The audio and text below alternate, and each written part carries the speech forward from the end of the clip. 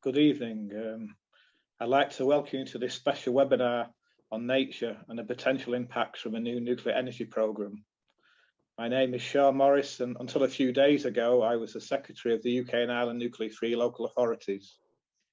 I am now the Policy and Strategy Lead at Manchester Climate Change Agency, and so tonight's webinar remains of real interest to me. I'm really delighted to be able to introduce it to you.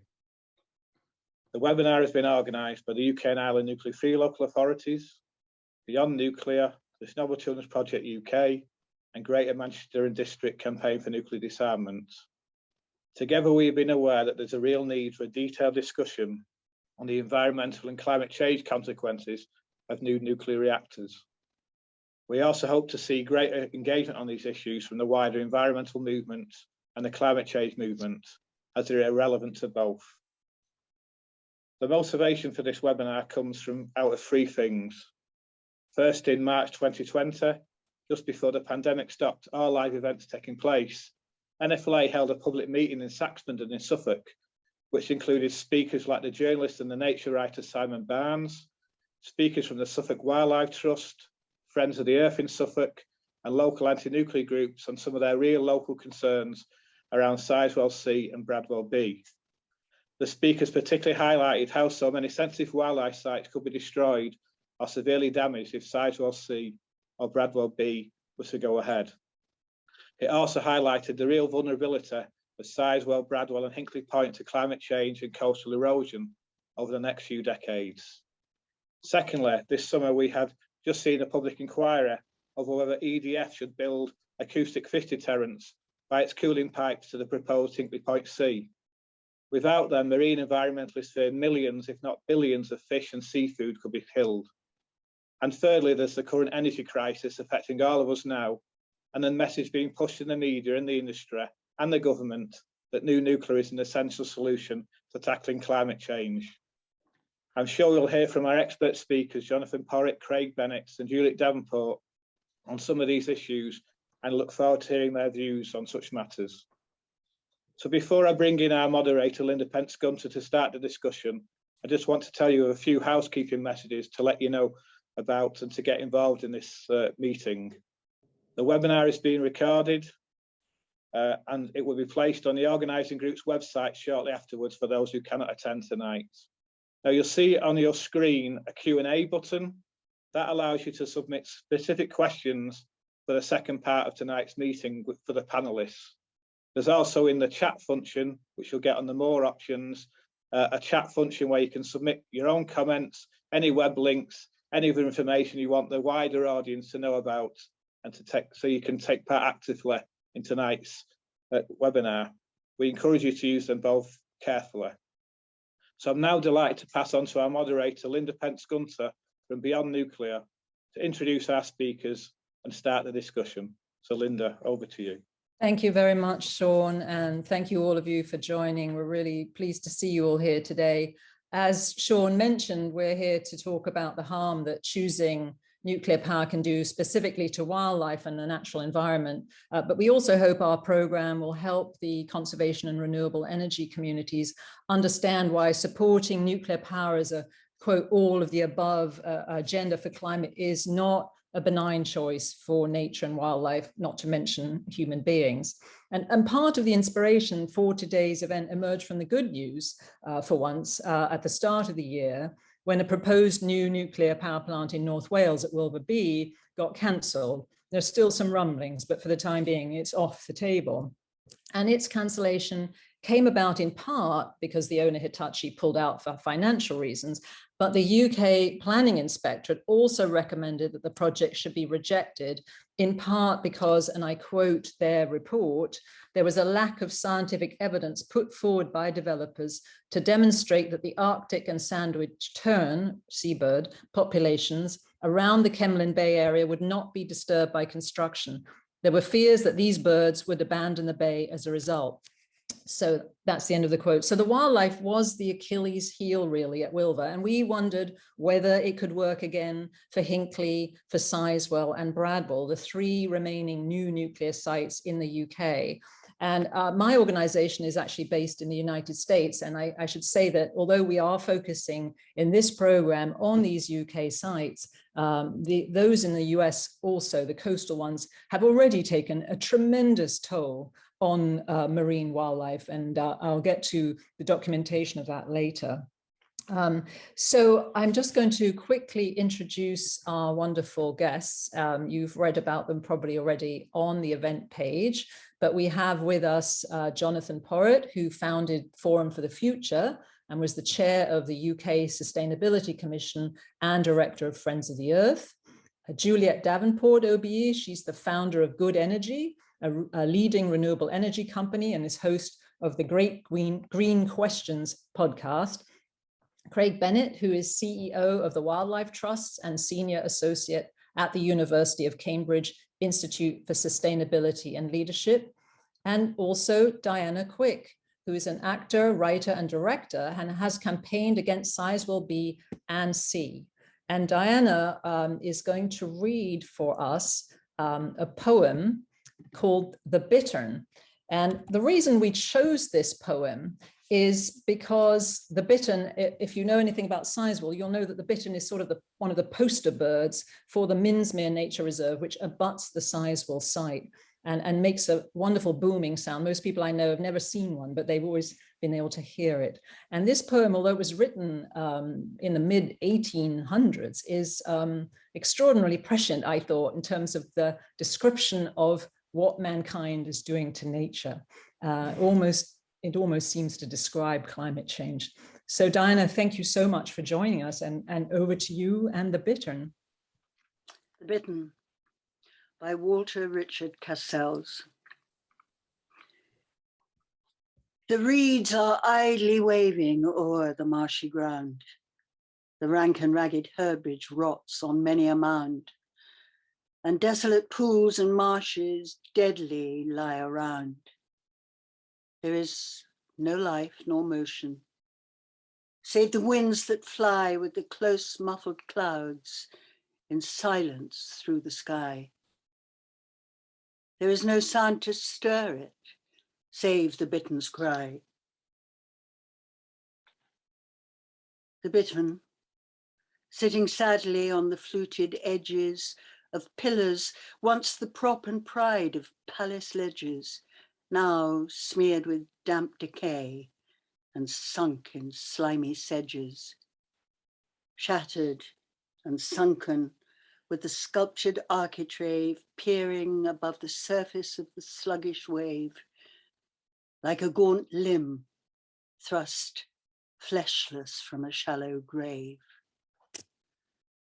The bittern sitteth sadly on the time-worn stone, upon life's mouldering relics, fearfully alone, shearing the silence oft-times with his solemn tone. The bittern, monarch of the sad and dreary place, mocking the pride and pageant of a ruined race, whose very name's forgotten and whose deeds have left no trace. The pleasant songs of peace, the lute, the lover's sigh, the statesman's eloquence, the warrior's battle cry have passed. And like their echo from the heedless sky, the lonely bittern's note comes, sadly floating by. O melancholy sound, shall thus forever end the greatness and the glory whither all hopes tend, and as the past comes booming, shall the present wend? No ear to listen to the old and hard-earned glory that wore the heart out, made the locks grow scant and hoary. No ear to listen and no tongue to tell the story.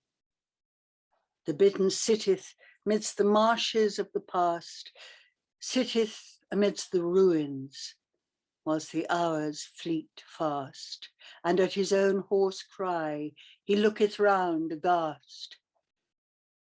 The hours fleet fast unnoted, and the time is nigh when even he on noiseless wings shall soar on high, till his deep note is lost amid the azure sky.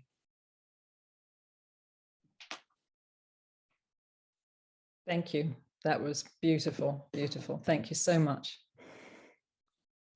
Oh, well, now we have to try to lift up the optimism of what we can all do to stop something like that happening. And to set the stage, I think I'd like to begin with you, Jonathon, since that you have written extensively about how we can address the climate emergency and get to net zero without using nuclear power. We are already seeing the effects of climate change, ever more violent storms and fires and sea level rise especially. So can you give us a quick explanation as to why building nuclear plants on the UK coast is arguably the worst possible energy choice for humans, wildlife, and the environment under these kinds of coming extremes of climate? Thanks, Linda, and thanks, Diana. How lovely to see you again and to hear that poem. Absolutely fantastic, wonderful. Yeah, it's sort of extraordinary that we're still caught in this nuclear fantasy.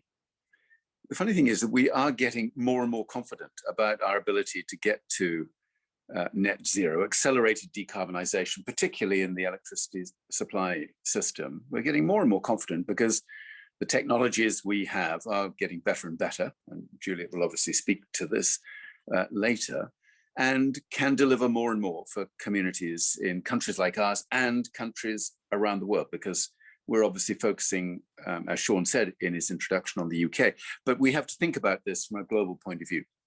And from that perspective, the combination of renewable electricity, wind, solar, plus all the new innovation coming forward in storage, in smart grids, in battery technology, all of this stuff means that we can legitimately look to delivering a net zero carbon electricity supply system by 2035 here in the country like the UK. Actually, in my opinion, we could do it quicker than that if we really wanted to.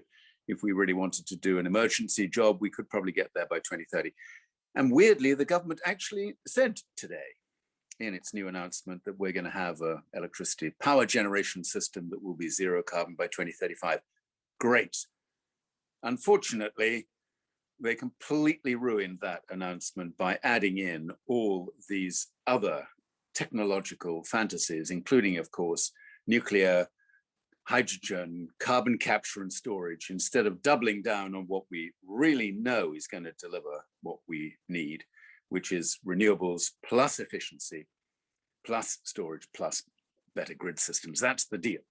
So we ought to be starting relatively hopefully, Linda, as you quite rightly said, because actually some of this tech stuff is bloody brilliant.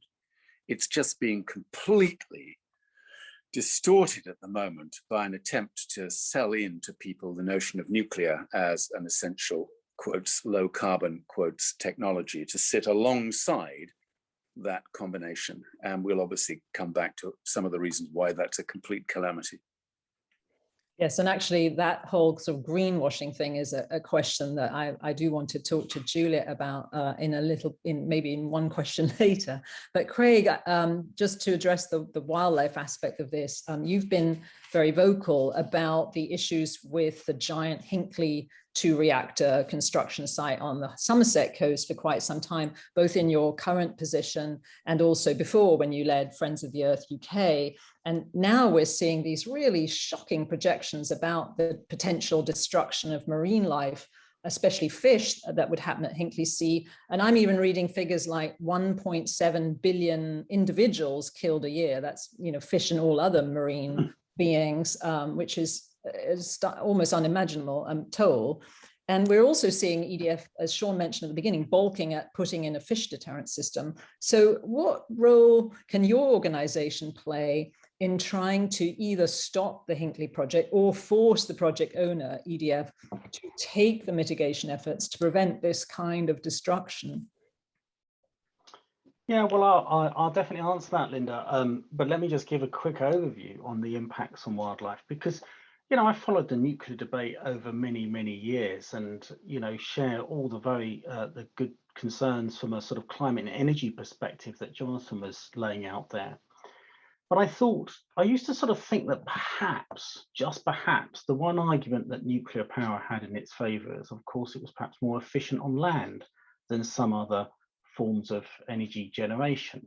And criticism often made of renewable energy, for example, is that you need a huge area of land to create the same energy as you get from a nuclear power station. And so the sort of direct land impact or direct wildlife impact of nuclear power was often kind of dismissed. And of course, it is true in one sense that renewables, whether it's wind power or solar or whatever, will operate over a much larger area, although none of us that argue in favour of 100% renewables say that it's only renewables. It's of course renewables coupled with energy efficiency and much smarter grids and demand management response and all those things Jonathon was talking about. But actually, we shouldn't overlook the fact, and I think it has been overlooked too much, that the direct impacts of nuclear power on the bits of land they do affect and the wildlife they affect is absolutely colossal. So I want to just give you, probably the easiest way to show this is just to show one photo, which I took last year. It's not a great photo, I'm afraid. It was just on my phone. And this is in March 2020. Just before we were told that we weren't allowed to travel anywhere. And I went and visited Sizewell in Suffolk. And what I'm doing here is taking a photo, if you know the site, from the northeastern corner of Minsmere Reserve, the RSPB Reserve. And what astonished me, I think you can see my cursor here is, what astonished me is when colleagues from Suffolk Wildlife Trust, of course, and RSPB pointed out to me that the construction area, the construction village, as it's called, more like a town, for Sizewell, if it goes ahead, would stretch from here where Sizewell is, all the way over here, way past this line of corridors. And in fact, my phone could not capture the whole landscape. It's only a camera phone, but it could not capture the whole landscape of the impact that the construction project would have. Construction project that would last at least 12 years and right along, immediately along the boundary of Minsmere, RSPB Reserve, and filling all the land between the Sizewell Belts SSSI, which has been managed by Suffolk Wildlife Trust for so many years, and between Minsmere, that jewel in the crown of RSPB reserves. And it would completely devastate both of those, devastate the wildlife on those. What we're talking about here, as I said, if you can imagine this photo extending half as much again, that's roughly the amount of land take for this construction project. And, we're not talking about a little building yard here. We're talking about huge cranes with huge arc lights working 24 hours a day, huge dust and energy being used. That's even before you consider the huge accommodation and lorry parks for workers and so on. It would absolutely devastate this precious bit of wildlife on this coast here. In fact, when I went there last in March 2020, the head of the ANOB, Suffolk Coastal ANOB, told me at the time that almost certainly it would result in a loss of area of outstanding natural beauty designation there, because it cuts the ANOB right in half, and obviously cuts these wildlife designations right in half as well. So it would be absolutely devastating to that bit of land. And you just have to ask yourself the question, and those of us sort of in the environmental community, if it was any other energy project as well, we would of course massively oppose it. Imagine if it was an open cast coal mine. Yes, we'd oppose it because of at that size. Yes, we'd oppose it because coal's bad. We don't want to burn coal because of climate change. But actually the impacts on the ground of building Sizewell C there will be pretty much the same as an open cast coal mine. And that's the thing that we have to really get our head around. And this is one of the most precious bits of wildlife in the east of England. So the impact on the land will be huge. And much as people might say, okay, well, wind farms need a much bigger area. Of course, they don't devastate wildlife in the way that that does. It's not a complete land take in the same way. But then you've got to also look at the impact of nuclear build on the sea and marine life. And this is truly shocking. You were giving a bit of a warm up there, Linda, to it. But, you know, when I first started reading the statistics in my briefings from Somerset Wildlife Trust and Suffolk Wildlife Trust about this, I had to double check them. I couldn't believe they were right. I was saying, are you sure you've not put an extra naught on here by accident? But it is absolutely very clear that Hinkley C will suck up at least really 500,000 fish every single day when it's operating, and kill 500,000 fish every day. As you were saying, it's thought that it's probably at least 500 million a year fish that will be killed by Hinkley C because of the giant plug holes that it's already started building to suck in water for cooling the nuclear power station.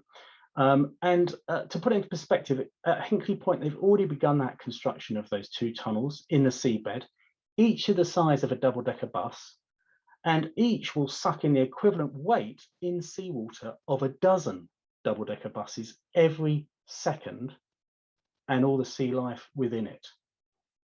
Now, I find this absolutely extraordinary. You know, it was very recently, in the last decade, there's been massive campaigns, big arguments, political arguments about fish discards at sea, trying to stop fish discards at sea. And quite right too, of course we should. But if we're stopping fish discards at sea, and then we're building power stations that are sucking up hundreds of millions of fish a year and killing them a year, you know, actually, are we not just causing another problem there instead? Again, it's suggested that Sizewell C will do exactly the same, suck up something like at least 250,000 fish and kill them every single day. It just strikes me as unbelievable that we would think this would be a good thing to do. And as you rightly pointed out, the thing that's even more shocking about this is, although EDF were given a requirement, a condition of their planning permission for Hinkley to put measures in place that would at least try and reduce this a bit, they are now arguing against that and trying to say, actually, it will cost too much. The idea that that's the one bit of building Hinkley that costs too much, I find, compared to everything else, I find quite extraordinary. I could go on. The impacts are absolutely tremendous, and it's really shocked me as I've got closer to it to see that.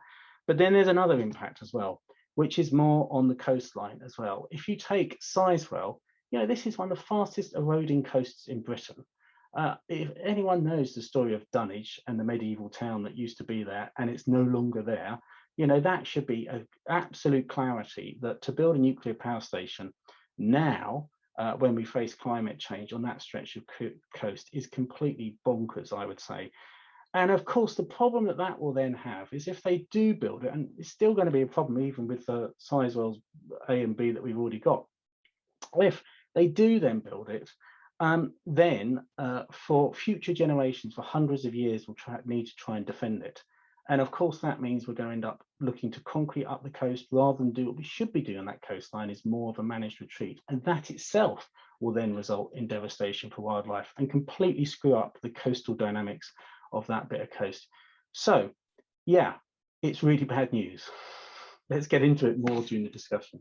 Yeah, and I just point out, and Linda Walker from the Chernobyl Children's Project UK is going to put some of the links into the chat, that in 2001, actually, my husband and I were both at different organizations and did a report called License to Kill, and we looked at the impact of coastal nuclear power plants on marine wildlife. And nothing's much has changed since then. 1 million gallons of water a minute being drawn into some of these plants, a phenomenal amount. And really, they were fishing without a license. You know, we looked at how regulated, in fact, the fishing industry was about what they could or couldn't take. But there at these plants, they could take anything they suck in. And another thing that we learned was that because they pulverize these fish as they go through the intake system, they're then discharged out into the same body of water, which is heated up. So that destroys the indigenous species living there, but also creates a sort of sediment. So that blocked sunlight. So also the plants started to die. So it was sort of this cascade of disasters. So it just seems to dwarf anything else. But Juliet, you and I talked a little bit about addressing sort of head on some of the criticisms one does hear from not only promoters of nuclear power, but people who feel that wind power is very damaging to bird life, and that renewable energy is not really not much better than nuclear. And actually the land use, I think it would be great if you could address that as well, because I know you've got a very interesting point to make about the sort of reality check about land use. I mean, of course, those of us who work in the nuclear sector know that that land that's taken for nuclear power plant is effectively an exclusion zone then. You can't do anything inside the boundary, can't even get inside the boundary, it has to be guarded. So it's gone completely. Whereas that maybe, Juliet, is not necessarily the case when it comes to renewable energy. Yeah, Linda, and thank you for that introduction, and quite a hard act to follow, Diana, Jonathan, and then Craig. So I'll do my best. First of all, actually, I tell you where I'd like just to start just very quickly was actually coming back to sort of Jonathan's original points about what are the possibilities in terms of an energy system and what does that look like? And then I'll touch on the environmental impacts of an alternative energy system. So one of the things I did just before I left Good is we commissioned a report to look at, because most of the time what you tend to get is large companies come along to government and said, you can't do this, you can only do it this way, or you can only do it that way. So there's a lot of lobbies who are kind of arguing with the politicians, and you can see them being pulled one way or another, whether it's hydrogen or carbon capture and storage. They're looking for the new big toy that's going to fix everything. And so into that context, what we wanted to do from a renewable point of view is to go, okay, so what happens if you really turned renewables up? What could renewable energy deliver to the UK as a sort of option, as an energy option? And it was very like some of the points that Jonathan came out with. If you want to decarbonise the UK, the first off piece is that you tend to go to electrification for everything. So you are looking to electrify heat and decarbonize heat, and you're looking to electrify transport. So electricity becomes incredibly important in that scenario. The next piece is, as I see people around the M25 getting incredibly upset with Insulate Britain. However, I mean, they are completely right. We need to insulate Britain. We have the worst housing stock ever. So that puts a huge amount of pressure on our energy system. If we could drop energy usage by 20 to 30%, saving carbon then becomes a lot easier. So my personal view is we should also take up the Insulate Britain sort of banner, because it is an incredibly important part of our energy system. But also we see a world where people power becomes so much more important. So not only do we see better insulated homes, but people power, generating your own power, people using an electric car to manage their power in their own homes. So nearly 30% of our power stations come on in the winter to deal with the fact that we tend to want to use power and light between 5 and 8 in the evenings in the 4 winter months. So again, trying to take some pressure out of that and pressure out of our system. And where we got to is that you can power the whole of the UK towards zero carbon with 98% of electricity coming from renewables. And that basically is based on pretty much all existing technologies. It's based on the resources that we have in this country, which are wide and multiple. It needs more flexibility in storage. So that's an important technology we need to invest in. But also the costs are exactly the same as we are looking at for decarbonising already. So this is not a more expensive scenario, this is a spot on scenario. And in that scenario, you do not need to build any more nuclear power stations. And that's the key piece to it, that the myth, and what's fascinating about this is that it's such a received wisdom in this country. So you can talk to anybody who is not an expert in energy, who has no idea what it is, and all they turn around to you and say is, of course, you've got to do it with nuclear. And I think one of the arguments we need to change the dialogue around that. Of course, you don't need to do it with nuclear. So that would be my kind of first piece. And then Linda, now I'll move into some of the environmental impact piece. So over time, the two technologies that I've been intimately involved in developing have been wind farms and solar parks. So if I start with wind farms, I mean, one of the things about wind farms is that the amount of environmental impact assessment that you have to do before you're allowed to develop a wind farm is significant. You can't just put these things up anywhere at any time. And quite often when I read some of the narrative, and if you Google environmental impact of wind farms, you find all the negative stuff. It's fascinating. So there must be a lot of that people out there putting out a lot of negative things. The reality is, I think I looked at sort of bird strikes across different energy technologies. Wind farms have some of the lowest bird strikes per kilowatt hour produced. I think coal is much higher. Nuclear is about the same as wind, so nuclear kills as many birds as wind, and they all pale into insignificance comparison to buildings and cats. So this kind of myth about the fact that they kill birds is just ridiculous. And I always remember, rather sadly, there was a building I used to work in. It used to come in the morning and there'd be kind of a splat where a pigeon had flown into the side of the building and sort of marked itself on it. And yet, to this day, I've never walked under. I really do enjoy walking under wind farms. They're incredible pieces. If you ever want to get a real thrill, go and stand under one in a storm. They are extraordinary in terms of the amount of power we are taking out of them. I have never seen a bird under a wind farm, a dead bird, I mean. And so I think the reality, the myth of this and the reality is so far apart. And the stats are there. They just, what's fascinating is if you go through Google, it's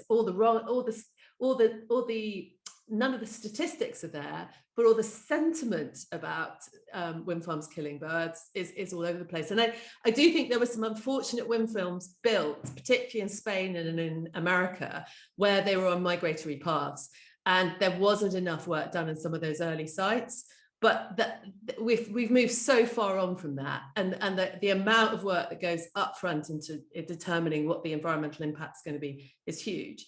I mean, and then in terms of land usage from wind farms, I mean, you just carry on pretty much as normal under a wind farm. There is very little land taken up by the base of a wind farm, and so I've seen arable farms or non-arable both just carry on. Basically, there's almost no change.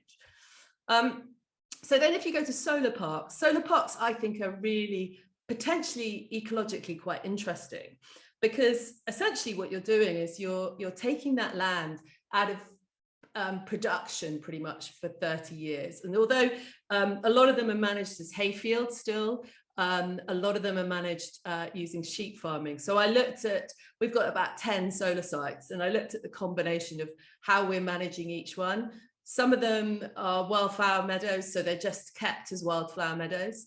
They have to be maintained a little bit because otherwise you get certain sort of particularly rapacious species that come in. They're all managed for reptiles. So one of the things to look at is making sure you keep sort of things like blackthorn out of the middle, so you can maintain reptile management on those sites. Most of them have got some other sort of support, so whether that's bird boxes or bees, or you can add an ecological benefit to most solar farms. So although the site looks like it's taking up quite a lot of space, you can actually graze sheep on them. You can't graze cattle on them because the cattle tend to knock them over, but sheep are relatively benign in terms of solar parks. And there's a lot of positivity that you can get out from them. So I'm actually really interested to see what happens to soil quality over a period of time, because you can imagine that soil quality would probably improve. And I definitely think reptiles, particularly the habitat for reptiles, is extraordinary. I remember we put one particular site in, which used to be a scramble track, and then we made it into a solar park. We had to move all the slow worms and then put them back again. But I would like to bet that there will be more slow worms there on that site now than there ever were before. So actually, I think a lot of solar, particularly, you can get beneficial impact from that. And then just two other things on renewables versus nuclear. I mean, one of the things about renewables is there is a huge speed to deploy. So you can build these things very fast. I think it was 3 years that we implemented 13 gigawatts of solar parks in the UK, just huge speed. And if you look at the last 20 years, so 20 years ago, renewables were between 2 and 3% of electricity supply. They're now around 40 to 50% of electricity supply comes from renewables. Now, if you think that's been 20 years that we've gone to 40 supply, if you think about Hinkley and how long that's taken to build. And that's not even that higher percentage. So renewables can really deliver, and they can deliver fast. And I think the final piece is we're currently in a bit of an energy crisis. I'm sure people have read the newspapers and the different narratives that are coming through. One of the things that nuclear always manages to do is to sail under the radar in terms of the responsibility it has in some of these plays. So nuclear power stations, you tend to go into tend to refurb in the summer and refuel in the summer. And if they come in late, particularly at this time of year, between September and October, they can put a lot of pressure on the energy system. And so the energy system has come under pressure because of gas, because of recovery coming out of COVID, lack of storage, but also we had 5 nuclear power stations coming in late. So the issue for me is that they can pull a lot of pressure on the system if you're expecting them to come in and they don't deliver. And finally, one of the biggest problems with the really big sites is that actually you have to have a gas power station as big as that running alongside a nuclear power station, because if it goes off, you've got to have the same amount of power to back it up. And although people sort of say, oh, it's not going to be windy sometimes or not going to be sunny, to be honest, a balanced grid with multiple renewables plus lots of small storage manages much better than very large blocks of power. And I think that's something that the politicians are always very sold on. They like the fact that you can go and get something really big, but actually we're much better off at have a decentralized, distributed power system, because if one small bit fails, you're not going to knock everything else out. Linda, I hope that gave you some flavor. Oh, that was fantastic. Thank you. Very, very comprehensive. And actually, Diana, I don't know if you want to chime in at all, but I would love to know a little bit about your activism, because, you know, a lot of us are sort of the usual suspects that get involved in energy issues or anti-nuclear work in particular. But what was it, since you live close by and you've been campaigning, I think, against B as well as the new Sizewell C, what was it that really kind of lit your fire and motivated you to get involved in this? I'd moved to the Suffolk Coast in 1981. And one of the first things that came through my letterbox was notices about the building of Sizewell B. And I'm of the generation who was raised at school to believe that nuclear was modern, clean, cheap, safe. Shortly after receiving all these notices, I was in the States, and I found myself talking to people who were lobbyists against nuclear, particularly in the wake of 3 Mile Island, and they were so articulate about it and gave me so much information that I came back fired up. And so around that time I met Jonathon, actually, who was a fantastic ally to have, and I became very involved in attempting to coordinate the people who were protesting at the Sizewell B hearings, because they obviously, as now, had no funding. And we were trying to husband our resources and say, well, if you do this and this group does that and so on. So that was my involvement from that time. And I was very disappointed that we didn't manage to halt the juggernaut of Sizewell B, which of course, as we were hearing from Juliet, is a reactor which has been, the Sizewell B has been offline all year. And it's not very clear why. I don't know if she can illuminate that. So it's not making any significant contribution to the grid currently. And so in terms of my activism, I've always been very careful to say, if I speak as a local resident, not as an expert, but that my experience is personal and anecdotal. And now we have Stop Sizewell C, which I'm a very staunch supporter of, but I've been letting other people who have more detailed knowledge speak, but I'm very prepared to do that. And actually, I feel very strongly that we need to make a film, that there should be a film about all of these issues. And Juliet's fantastic presentation just now, and Craig's too, were wonderfully informative and specific. And I do think that one of the problems is that people don't understand the specificity, first of all, of what's happening, and secondly, of what might be done, what the alternatives are. And I don't understand the absence of that. And I'm very willing to go and talk to people in the major networks and see if we can't get something done. Even, you know, even an edited version of this session would be useful.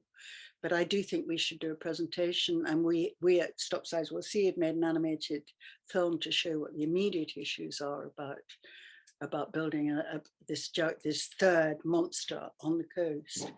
But I think that there seems to me, talking to people as I often do, who don't have a vested interest and couldn't be accused of being NIMBYs in any way, that they simply don't really understand what the issues are, and they don't understand the political momentum which is behind what's happening at Sizewell. I personally think that the naming of that part of East Anglia as the energy coast is very sinister indeed, because I think it opens the door to people going, oh, that's where we make our energy. You know, let's invite 8 or 10 or 12 wind farm substations in. Let's not even consider other ways of landing the power. Why do we need a national grid? Why do we need this monstrous Sizewell C? It's a done deal in many people's minds. And of course, unless one interests oneself in it, most people would say there are too many other things to worry about, and surely we need to generate, especially now, we need to generate more energy. I did see an interesting paper which was produced by Nuclear Power around the time of the Stop Sizewell B activities, which was a study they'd commissioned about what makes people believe what they believe and how you argue in a way which might persuade people to start to think differently. And there were a lot of it was very interesting, but the one significant, most striking fact, which I'll pass on in case it's useful for any of us when we're talking and trying to persuade hearts and minds, was that we all assume that our position is the only sane and correct one. So we all make assumptions when we're arguing that we have right on our side. And what was very clear is that it's very important that you have to start from, as far as you can, from a neutral ground, and be willing to hear the other point of view. Otherwise, it becomes a pointless, peeing in the wind, because people are just not ready to hear it, and they are ready to dismiss one as somebody who's just a sort of green nut who's made up their mind already and doesn't really have a proper argument. So my involvement now, well, I still live there. I'm still active. I was on the beach with the rest of the Doughty locals, marking out the extent of the shoreline, which is going to be completely compromised a couple of weekends ago. And as Craig showed in his photo, it's massive. It's absolutely massive, and it's completely adjacent to Minsmere.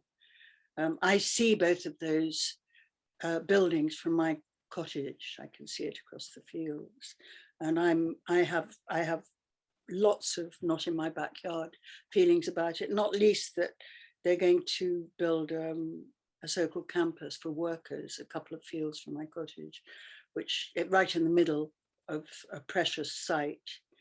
And I don't particularly want to have 5,500 single men roaming around the countryside for the next 10 years.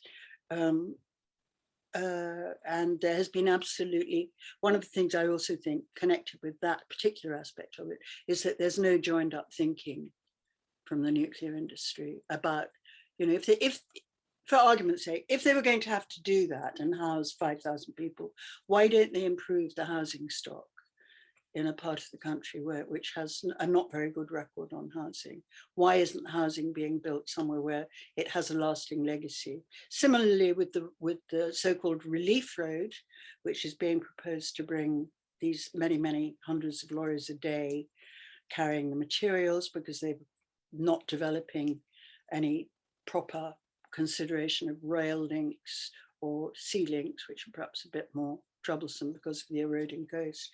They're now proposing to build a relief road which comes maybe a quarter of a mile, maybe 500 meters from my cottage, to bring in this material, which will then be torn up. They're going to compulsorily purchase land, and then they're going to tear the road up afterwards, because it doesn't have any useful function in the long term. It's simply to avoid, it's to mitigate traffic through two or three small villages, including my own village of Theberton. And it just seems to me prodigal, wasteful, scandalously wasteful, and no proper coordination of all the factors that are involved in doing this, quite aside from the question of need for building a monstrous reactor there on the coast. And you see, I'm already using emotional language. I call it a monstrous build. Well, in my view, it is a massive build on the coast and on an unsuitable site. But Linda, I wonder if, I mean, because I think Diana's really jump in, yeah, stimulated this thought that what we must start with where people are in the discussions we're going to have about nuclear power. And I completely agree with that, because otherwise we'll definitely head off in all sorts of wrong directions. But with Craig and Juliet on the call, representatives, if I may, of, on the one hand, the nature conservation industry movement here in the UK, and on the other, a representative of the renewable industry here in the UK, we have to ask a question: why both those movements have been so completely supine in allowing pro-nuclear arguments to prevail. And I really do want to call this out, because Craig's absolutely right to point to the near insanity of pressing ahead with a new nuclear power station at Sizewell. I mean, genuinely near insanity. We need to update ourselves on this, by the way, because the latest report from the IPCC's, the sixth assessment report, which has just come out, described by Antonio Guterres as Code Red for Humanity, talks about the absolute inevitability of a 1 meter sea level rise by the end of this century, and the very strong probability of 2 meters average sea level rise by the end of this century. So what the point that you were making there, Craig, about the likelihood that this entire coastal area is going to be completely changed by what is going on in the climate, what is going on in terms of rising sea levels, makes it almost impossible to think this discussion continues. So to get back to my earlier point, I want to put Craig and Juliet on the spot a bit, because I think the renewable electricity industry in this country has been utterly pathetic in making the case against nuclear. I don't hear, apart from Juliet, I don't really hear a powerful voice coming from the renewables industry in this country. And that used to be because of old David and Goliath problems. You know, nuclear was the great big Goliath, and renewables was this tiny little David with its slingshot to hand. It's not like that now. Renewables is a vast, huge, strategically significant industry here in the UK. We still don't hear a peep from them. And secondly, from Craig's point of view, wonderful to have Craig on the call, obviously representing the Wildlife Trust, but what do we hear from RSPB? What do we hear from many other conservation organizations in the UK who are pretty much sitting on the sidelines of this debate? So I don't want to get too antagonistic about this, but you have to say, if we're going to stop this thing in its tracks, boy, we're going to be looking to a lot more firepower being directed at the insanity of this proposal than we're currently getting, either from the conservation movement or from the renewable energy industry.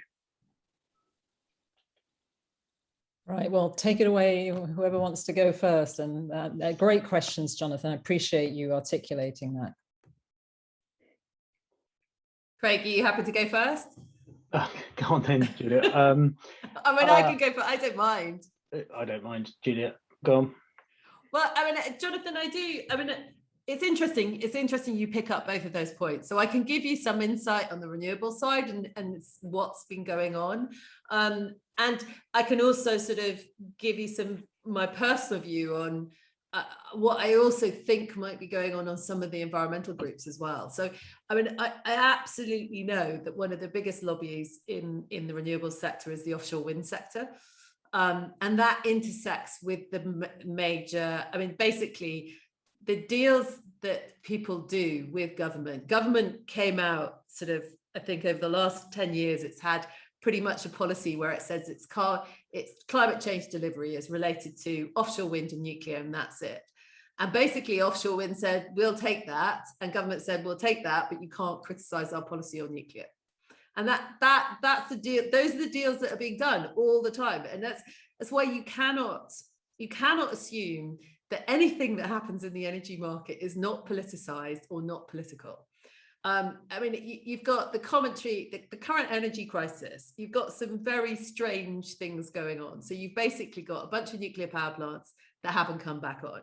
You've got a gas pipeline coming out of Russia that isn't up to speed and therefore putting a lot of pressure on the gas prices. And you've got a lot of people basically trying to say, oh, look, this is what's happening with decarbonisation pre-COP.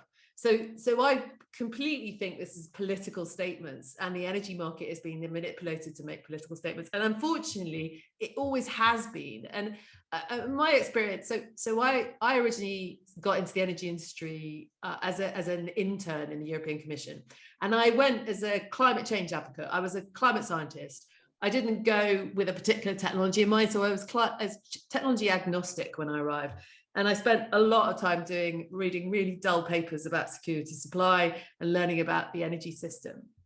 But what you found out very fast when you worked in Brussels was that the French energy system completely dominated the conversation. And the French, in terms of the way that they've delivered, they've got 80% of their power from nuclear power. They use the whole of the rest of Europe to balance that position. So they are like a vampire on the whole of Europe. And they basically suck in, and they dump their power when they need to, and they suck in power. And what was fascinating was the politicization of that at a European level and how they protected that. And they did a very effective job in the UK as well. So, and nuclear was massively behind sort of basically undermining renewables as far as it could be.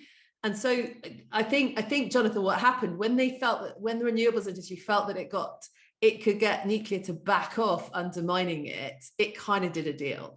Now, to be fair, that's only part of the renewables industry. What I absolutely know is things like tidal was completely undermined by the nuclear industry as well, and actually undermined by the offshore wind industry, I think, as well. So the trouble is you get these competing technologies. So you have to look behind every stage and see what the politics are, and then you have to go, okay, so how do we get past that? Because a lot of these conversations are going on behind closed doors where you cannot have a transparent conversation. And my experience is where renewables have been successful is where they've taken the market by surprise. And suddenly, so 13 gigawatts of solar, nobody in the energy industry saw that coming. And I think this is, for me, the exciting bit potentially now is that renewables are cheaper than every other form of energy. We've got to keep our environmental and biodiversity and wildlife credentials, but we've got an opportunity to basically accelerate past nuclear. And that's what, in my personal view, that's what I hope we do. That's what we need to do. So, I mean, it's a very good question, Jonathon. I mean, there's a bunch of things to say here.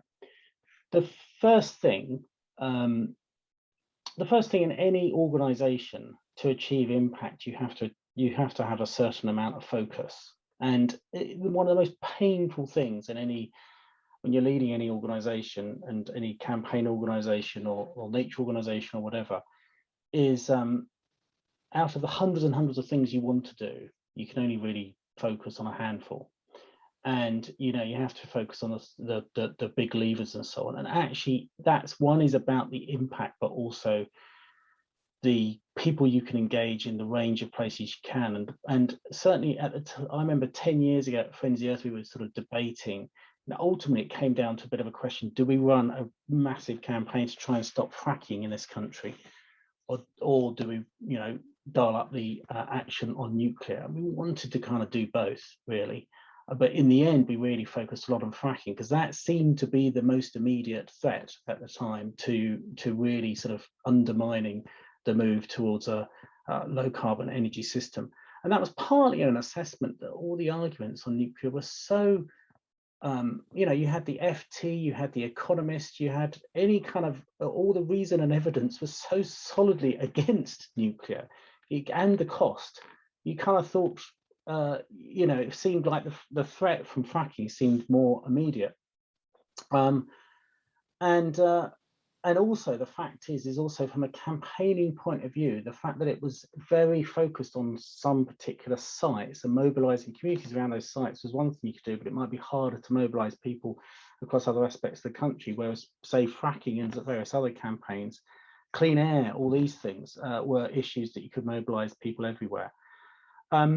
And there has been a problem as well of certain, leading high-profile individuals within the environmental movement coming out as pro-nuclear has caused problems, I think. I think it really has. And there has been pressure on organisations to kind of go soft on the issue over the years. And I was, very pleased that in time at Friends of the Earth, I reconfirmed our opposition to nuclear very, very strongly. But there was pressure on all that. And I think if you take for the nature organisations over the last few years, we've had that horrific problem of the threat of Brexit on nature. Brexit was a deregulating project. We've had to work incredibly hard to try and make sure that environmental standards and regulations are not undermined as we leave the EU. We've had to work really hard to make sure that the Common Agricultural Policy is perhaps hopefully replaced with something not as devastating here, and that takes up a huge amount of bandwidth. And sometimes you kind of feel that a way to try and undermine us is that the governments throw so many stupid ideas out there at the same time that actually there's just too many battles to fight at any one time, as it often feels like it. But the fact is, we are now where we are. It's 2021, and to my disbelief sometimes, there are still these nuclear power stations being proposed and one being built. And so we absolutely have to dial up the opposition, I think. And I think we need to make sure we are presenting these fresh arguments as they are now in 2021, as opposed to perhaps how the arguments on nuclear might have been many decades before. The only thing I'd take you up a little bit on, Jonathon, it's not my job to speak for the RSPB, but I think actually RSPB have been really pretty good in fighting Sizewell C. They've done a lot of work locally, I think, obviously talking about the appalling impact on Minsmere. They've mobilised supporters on this and actually worked with Suffolk Wildlife Trust on getting over 100,000 people in the petition. I'm sure all our organisations would love to do more, could do more, but I wouldn't say that the RSP have been silent on this issue. I don't think that's fair. But broadly, could the nature sector do more?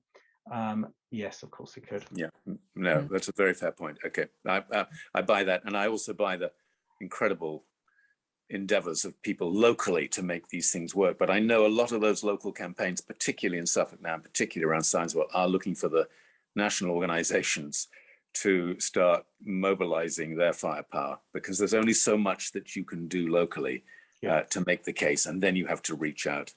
But thanks both. That's really, really, really helpful answers. And I hope that, go ahead, Juliet. Yeah. Sorry, I didn't answer Diane's question about why Sizewell B is out. I mean, Sizewell B is out, as far as I've understood, because it's got a wear on something called its thermal sleeves, which means it can't turn down. It can't turn down the reactor. So it's one of the youngest plants. I think it was commissioned. When was it commissioned? 1995 or something. And it's the one that's going to carry on. So it is a concern that it has this particular wear, and that's why it's been out of commission for so long, because actually it's over a safety issue. And this is, I mean, I think this is the other piece, is that I can't remember the Finnish nuclear power station that has been being built for the last 15 years, I think, is still not commissioned. Olkiluoto, yeah. Flamanville, they're both EPRs, which is the same design as Hinkley. Exactly. And the final thing is, you cannot de-link nuclear policy from the military policy as well. So it is intricately linked, because nuclear doesn't stand up from a commercial point of view on its own. It has to be linked to some kind of defence policy. And that, there are so many things, obviously, that we could talk about. And in fact, there were quite a few more things I was hoping to talk about, but we do want to allow time for the Q&A from the audience. But I will say that I do appreciate that political link that you made, because I feel, as somebody who does work for an anti-nuclear organization, and by the way, RSPB National did decline to come on this program, which was a bit of a disappointment, because I was sort of hoping, since they had been quite proactive about Minsmere, that they would jump at this. But there's been this sort of stigma, you know, that not to be tarred with the anti-nuclear brush, or not to ally with anti-nuclear groups if you're about conservation or the environment, which I'm hoping is waning. And I'm really hoping that this program will serve as some sort of catalyst to bring us all together, so we can start to reach people where they are. We're always taught, you know, don't just tell them the truth and then they'll be convinced. That doesn't work. You've got to really appeal to people's core values and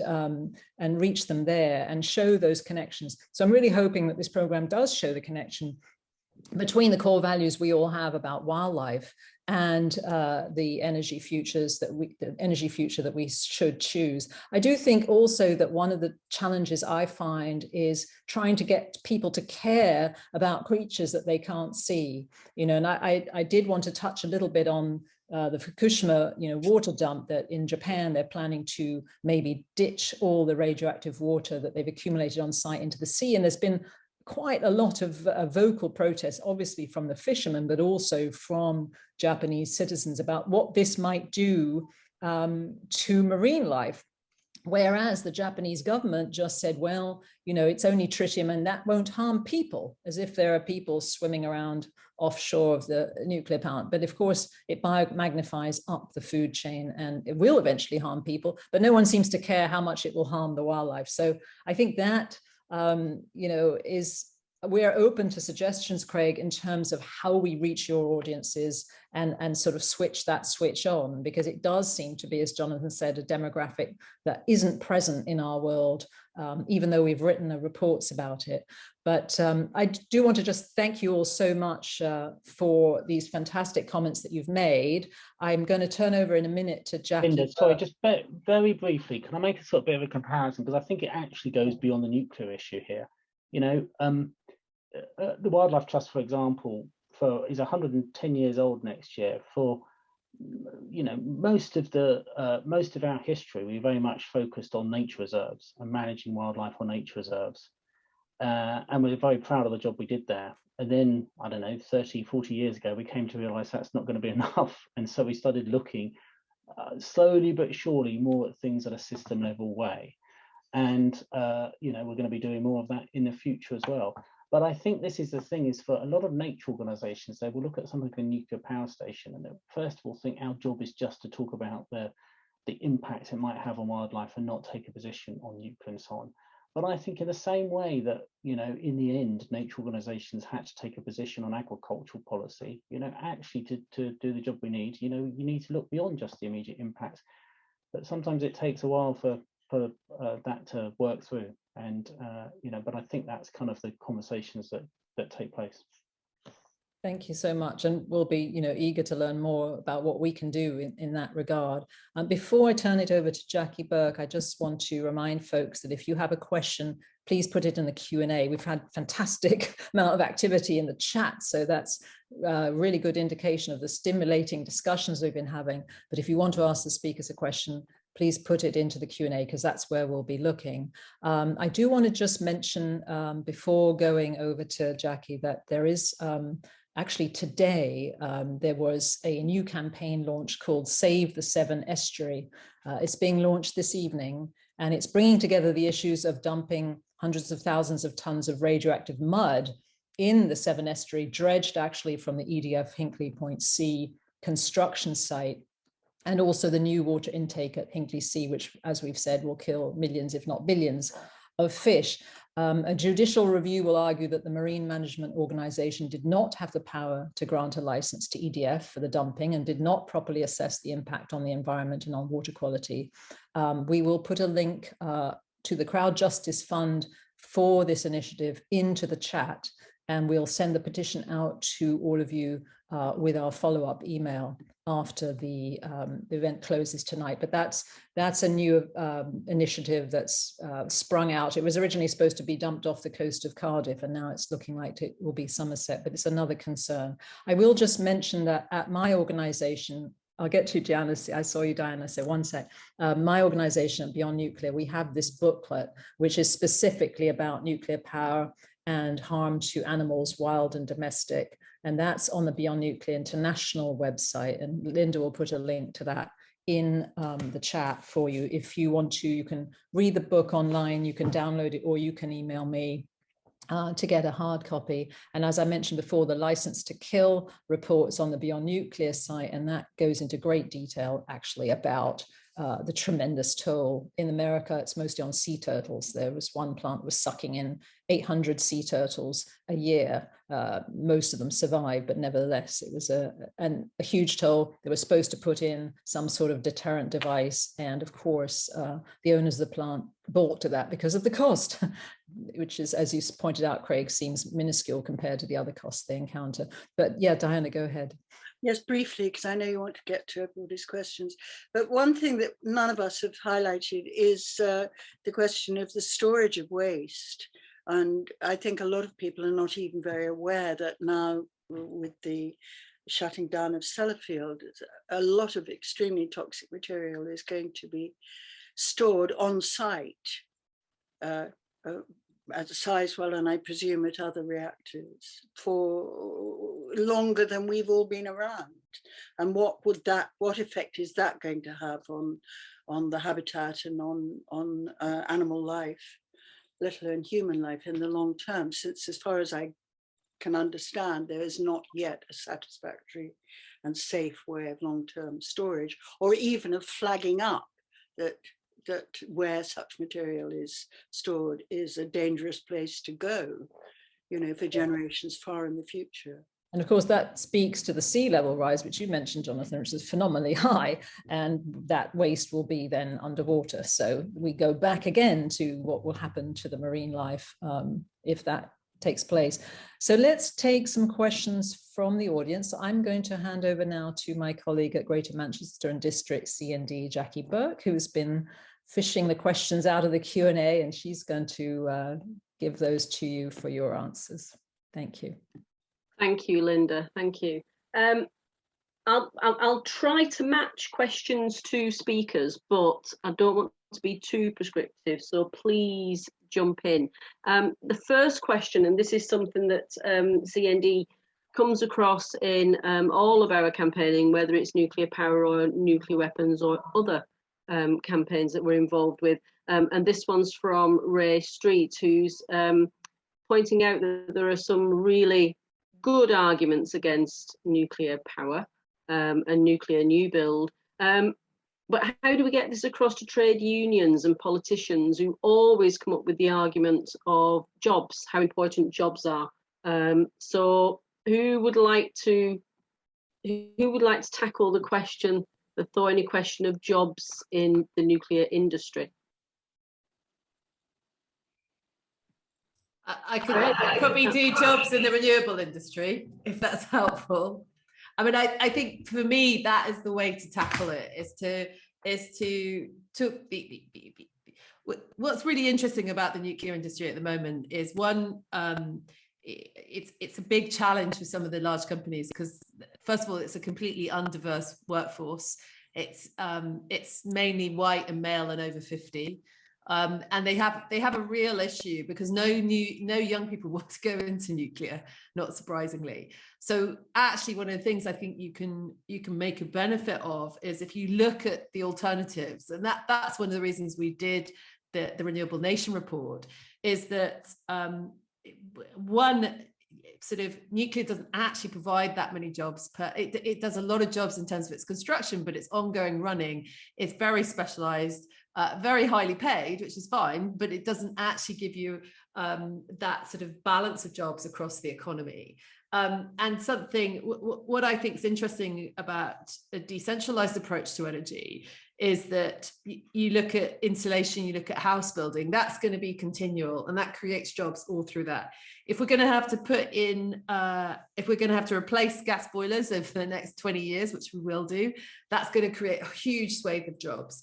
And these are the pieces that are easily forgotten, because basically nobody's really looked at how many jobs are being created elsewhere. I mean, generally, if you create a kilowatt hour of power, you create jobs.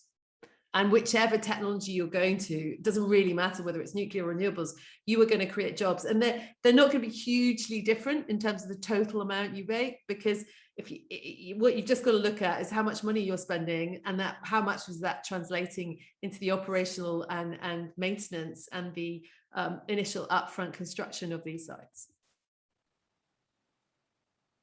Just briefly, can I just say I don't really agree with that last point, Juliet. I don't think that you could look to the same job intensity for the same amount of money going into one generating option rather than another generating option. And I think that rather gives the argument away to the unions, trade unions, who I think are hugely exposed now because they're essentially defending very small numbers of people in the nuclear industry. And by virtue of doing this, have been co-opted into what you yourself pointed out, Juliet, which is the tight nexus between civil nuclear power and military nuclear interests in this country, which puts the trade unions basically right at the heart of this military civil nuclear nexus. And that's an uncomfortable place, frankly, for them to be. You mentioned the retrofit story, Juliet. Just prioritize that if you're interested in jobs. That's where the unions could actually score all the points they need to make about really good jobs for young people predominantly over many, many years, not in a one-off construction blitz. Can I just add something, which is, actually, if you look at nuclear power globally, in 1996, it was generating 17.5% of global electricity. 2020, it generated 10% of global electricity. This is actually globally is a declining industry. The renewal rate is actually too small for it to be sustainable. It will die out. It is a declining industry. And is that really where we think is our future for our skills and jobs are in this country, in a declining industry? In contrast, the renewable industry is just still, even now, in its very early days compared to what it will be. And the renewable generation we have now, marvelous as it is, and how Juliet's been talking about, is still really the equivalent of the brick-sized mobile phones in the 1980s compared to smartphones today. There is a very bright and exciting future for renewable industry globally and for energy efficiency technologies. Which one do you want to work in the future? A declining industry or one that has a very bright future ahead of it? So following on from that, Mags asked, why do you think the government and associated interests are still so obsessed, appear to be still so obsessed with new nuclear power stations? What could you come back on that? I can offer a thought again. Look, governments and a lot of people, we all naturally love the idea of silver bullets, don't we? It's very tempting. You have a big problem like climate change or something. It's very, very tempting to think that there's a silver bullet out there to solve them, which is why some people in the environmental movement have ended up advocating it. But, actually, we know there's no real silver bullets to anything. Life is a lot more complicated than that when you look at the whole systems of it. But the problem is politicians are particularly prone to fall for silver bullets, and actually for high fizz photo ops and the ideas of nice big infrastructure. And I think there's also a gender issue here as well, particularly a lot of male politicians love the idea of nice big bits of engineering kit and so on. And I genuinely think that's part of the story, is it's just much easier to believe that there's a nice big simple solution to these complex problems over there where you can get a photo op and wear a high-vis jacket than actually look at the whole system in turn and say the answer is not one thing, but it's this range of things. And I think that's part of it. It's also why politicians often think the answer is building a new road rather than investing in public transport. It's very, very tempting, but it's wrong. Can I build on that? I mean, one of the things that I think is fascinating. So one of the pieces of data that I looked at over the last 10 years is where has all our innovation funding gone? And one of the largest receivers of our innovation funding in the UK is a company called Rolls-Royce. And Rolls-Royce is where a lot of the innovation funding is going into small modular reactor. And I was there when that budget got carved out, and it was carved out at a ministerial level between the CEO of Rolls-Royce and the then minister, I think it was Greg Clark. And the issue is that you've got quite a lot of fusion. The parts of the industry that used to be nationalised are quite fused with the existing departments. So you have pieces like Rolls-Royce is very fused into the national government. You've got the nuclear industry is very fused as well. And if you look at the budgets, I mean, I think when DEC was separate from BEIS before it got put back in, so DEC, Department of Energy and Climate Change, my puppy is currently moving my, sorry, is moving my thing. When I think it was nearly £7 to £8 billion of their budget was dealing with nuclear waste. And so you've got a huge industry in there that is sort of maintaining this conversation with government. And when government, I mean, my view is when a minister arrives in government and looks at his energy portfolio, he opens the book, looks at the liabilities of the nuclear power station and go, well, we can't stop this industry because we need to keep it going, because otherwise who's going to pay for all this? And I do think that there has to be, there is a piece of, there's quite a lot of the puzzle that is not obvious from the outside. I do agree with that, and I agree with what Craig said, but let's not beat around the bush here. This is all about us as a nuclear nation with a notional independent deterrent capability. It's not independent, of course, but even so, we like to see ourselves in that light. And the overarching imperative of maintaining a supply chain, a talent pool, which will allow us to keep that independent quotes, nuclear deterrent well into the next 2 or 3 decades, is completely dependent on subsidizing nuclear power. And that, for me, that nexus overwhelms every other explanation about why these politicians, in both Labour and the Conservatives, by the way, because don't forget Tony Blair obviously fell deeply into that trap without much prompting. That has to be the explanation why we go on committing insane amounts of money to an energy option that is totally unfit for purpose.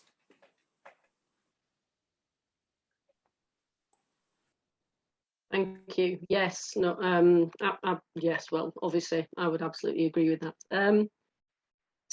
We've got somebody here going back, Tom, who looking back in the 1980s at the Nuclear Power No Thanks campaigning that was very vibrant and obviously a big international slogan. The badges were produced in many different languages.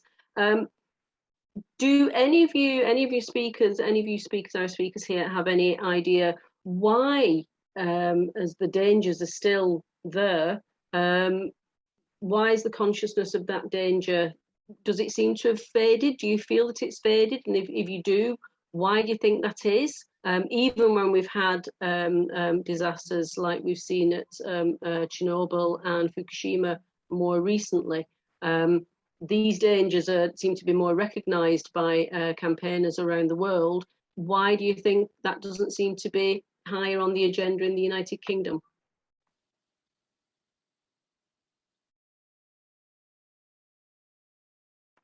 Difficult one, I know, a difficult one. Jonathan.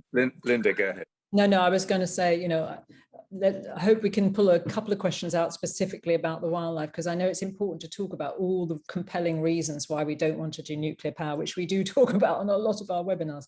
But this one, Linda, I'll just say a very brief one on that, yeah. if I can. I mean, we could talk for length why things aren't why they should be. What I do think is, for a lot of people that have already kind of made up their mind or broadly kind of assume they're basically pro or at least not anti-nuclear at the moment, I think campaigning against nuclear that looks like campaigns of old against nuclear will not work. It's just that's just an audience issue. That's an audience and comms issue.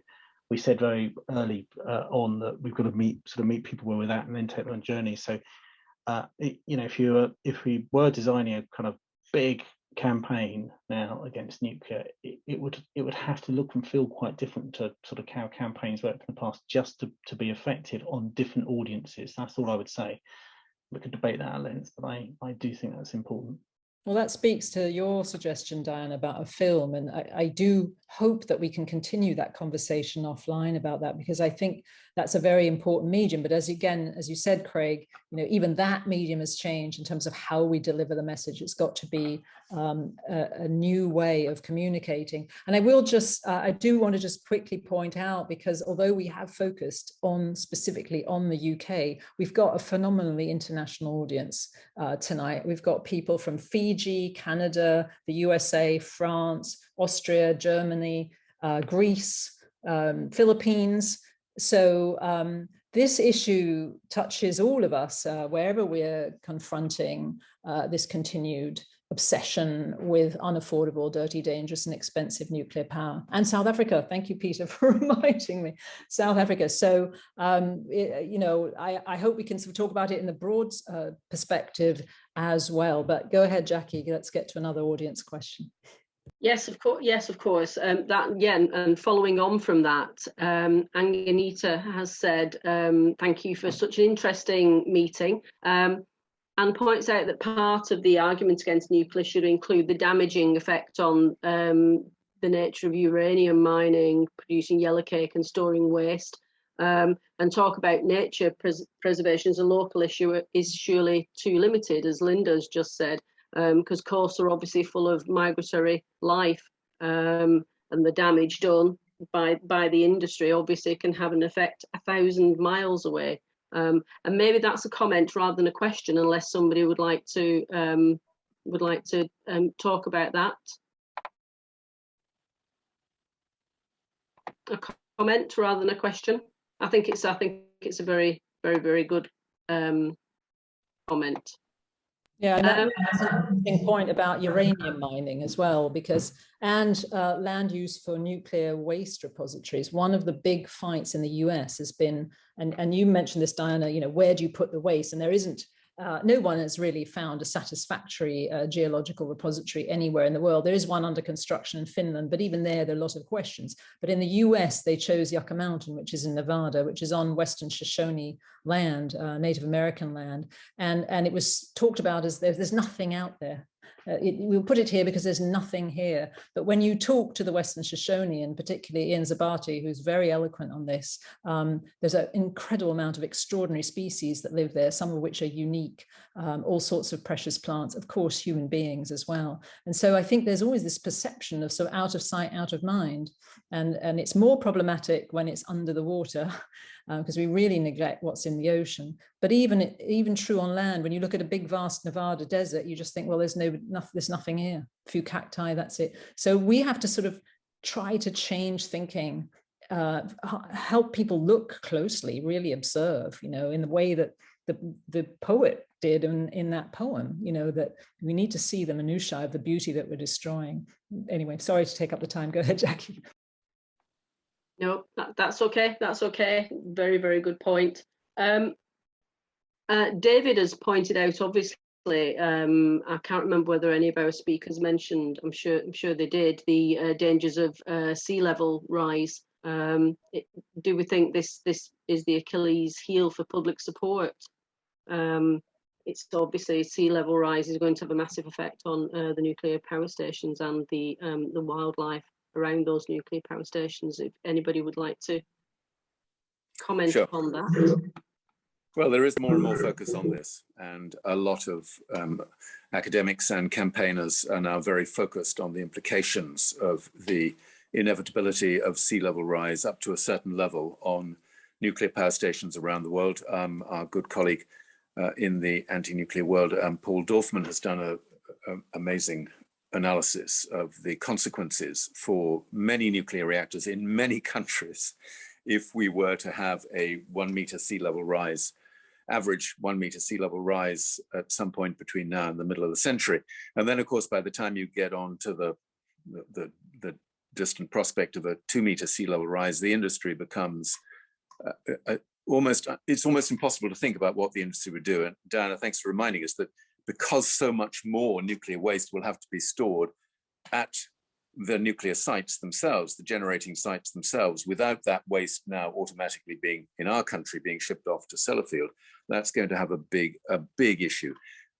I just want to remind people that this story about sea level rise is in an official government report.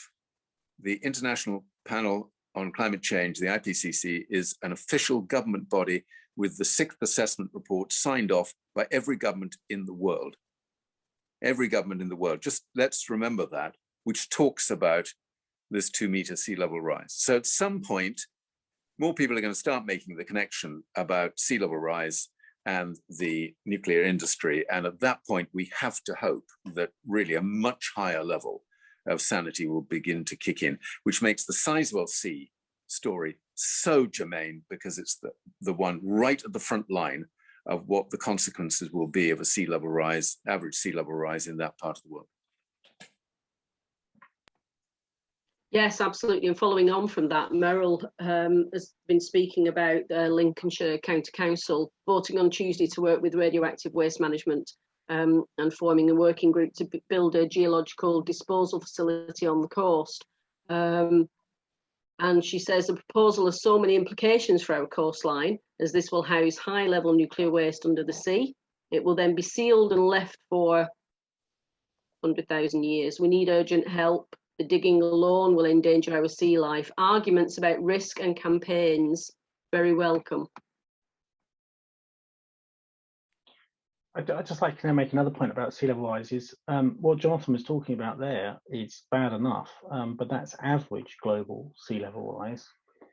And of course, as we know, it doesn't really play out like that. Actually, you know, in reality, what you see, if you see a meter average global sea level rise, then that will result in storm surges that are many, many, many meters higher than that. So, and where have you seen storm surges in the past? Well, guess what? On the North Sea and east coast of England. So much, much higher than that. Or indeed, historically, you know, in the Severn Estuary as well, we've seen, you know, you see a much greater tidal range there. So you get 1 meter sea level rise, that results in a much higher tidal range, changes to tidal range in something like the Severn Estuary.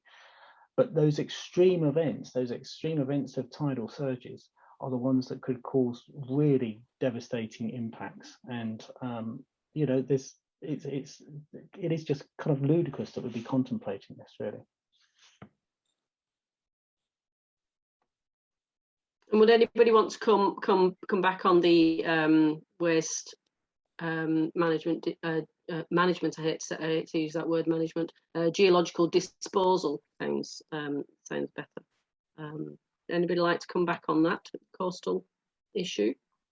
Did I hear you right, that she said that it was going to be under the sea, buried under the sea?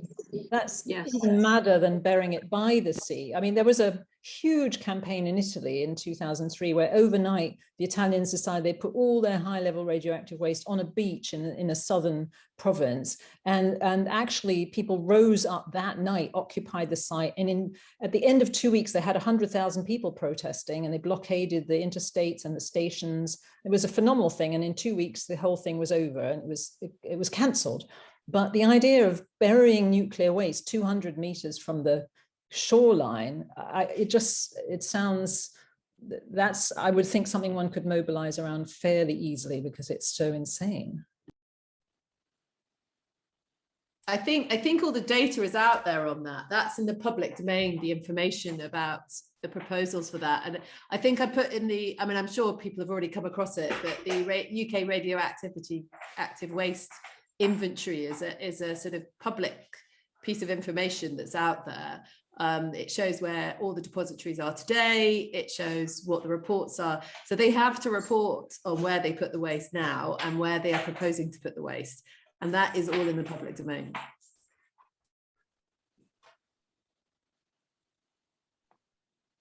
Thank you. Thank you. Jeannie is making a call to support in support of Diana's suggestion to make a film. And she's pointing out that Bill Nye, living in Suffolk, and Anthony Horowitz and other people have spoken out against nuclear power. So maybe that would be something to work towards as part of a campaigning tool. So Diana, yes, some support for the film idea. Great, thank you. I mean, I think the key thing now is to get an outlet, you know, to find a TV company which is prepared to give a high profile slot so that whatever is produced can be seen and can be received by a very large audience. That seems to be the thing that's most elusive at the moment. You know, we do have articulate and prominent supporters. There are others I could name who are doing their bit, but they don't. We need to find a way of maximizing the effect that has somehow. So that needs a major TV outlet, I think. I'll work on it. Thank you. That sounds great. Watch this space. How much longer have we got, Linda? Because I'm just having a look through for some wildlife. Yeah, focused. I think we try to sort of see what the energy is in the room, and we've still got quite a few people. We were going to wrap up at 8:30. So I think maybe one more question, if everyone's okay to stay on for a few more minutes, would be fine. And yeah, let's see if we can find one about the animals. Well, there's a sort of a question come comment from Max about the 7 estuary fish, including European protected species.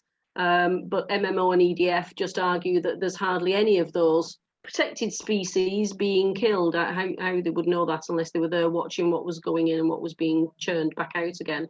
And he's talking about the Habitats Law, saying you can't kill any unless there's no undamaging alternative. Which, yes.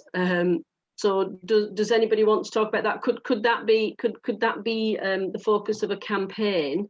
To talk about protected species as we would with SSIs, etc. I mean, look, it could be, but I would say that it's in a context that's quite challenging. That right now the government is looking at watering down some of the species protection anyway. So there's a sort of danger that you know that could be a campaign built on relatively weak foundations. I think, I mean, there are individual species. The Thwaite shad, for example, fish, you know, could be made extinct because of what you're seeing from Hinkley and so on. There's all those kind of things. But I think actually the one thing we haven't actually talked about tonight, and I think is important to say before we finish, the greatest threat to nature now, in many respects, certainly in the decades ahead, is many ways seen to be climate change. You know, climate change does represent one of the greatest threats to nature in the future. The State of Nature report produced for the UK by a whole group of NGOs in late 2019 said that over the last 40-50 years, the greatest cause of devastation for wildlife in this country had been agriculture, and the second had been climate change. That was in the last 40-50 years.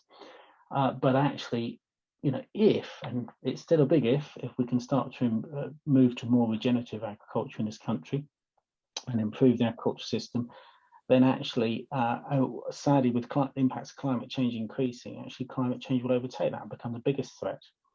And so here's the real problem of the impacts of nuclear power on nature. Nuclear power will get in the way of tackling climate change, to my mind.